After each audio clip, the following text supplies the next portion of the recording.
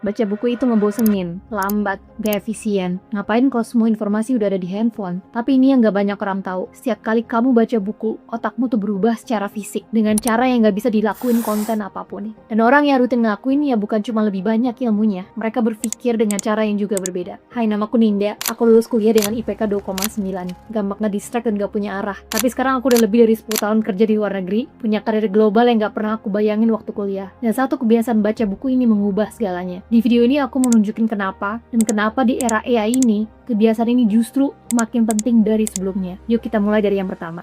Otak kamu gak dilahirkan untuk membaca. Nah, aku mau mulai dengan sesuatu yang mungkin belum pernah kamu pikirin. Ngomong itu natural banget buat manusia. Bayi lahir tanpa diajarin, otaknya udah siap buat belajar bahasa. Kamu taruh anak di negara manapun, tanpa sekolah formal sekalipun, dalam beberapa tahun dia bakal fasih. Tapi membaca ternyata nggak natural buat manusia. Nah, Dr. Marianne Wolf, penulis buku Readers Come Home, dan beliau juga neuroscientist yang ngabisin lebih dari 2 dekade meneliti bagaimana membaca mengubah otak, menemukan sesuatu yang mengubah cara aku melihat kebiasaan ini. Tulisan baru ada sekitar 5.000 tahun lalu. Terlalu singkat dalam skala evolusi untuk otak kita berkembang secara alami. Jadi untuk bisa membaca, otak kita tuh harus melakukan sesuatu yang luar biasa. Nah, coba bayangin seorang anak kecil yang lagi belajar baca untuk pertama kalinya. Dia nunjuk hurufnya satu-satu, bibirnya gerak-gerak, ekspresinya serius. Kelihatannya emang simple, tapi yang terjadi di dalam kepalanya itu luar biasa. Otaknya tuh lagi nyambungin 3 hal sekaligus yang belum pernah terhubung sebelumnya. Dia mengenali bentuk hurufnya, dia dengerin bunyinya di kepala, dan dia mengerti maknanya. Pertama kali selalu pelan, selalu berasa berat, tapi tiap kali dia baca, jalur itu makin terbentuk. Sampai suatu hari dia baca tanpa sadar dia lagi baca. Nah, proses itulah yang bikin membaca beda dari konsumsi konten lainnya.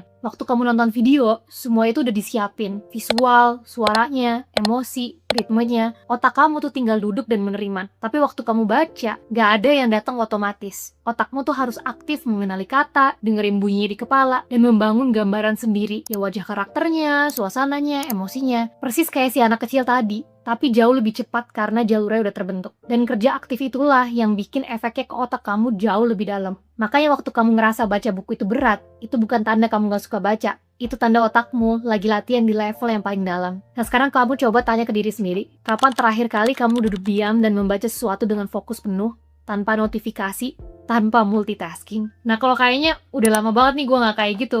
Kebiasaan yang bisa kamu lakuin mulai hari ini, kamu coba 10 menit aja, 1 buku aja, kamu di satu tempat, handphone kamu jangan taruh di dekat kamu. Gak perlu langsung paham semuanya, yang penting kamu rasain otak kamu tuh mulai warming up. Nah, itu otak kamu yang lagi mulai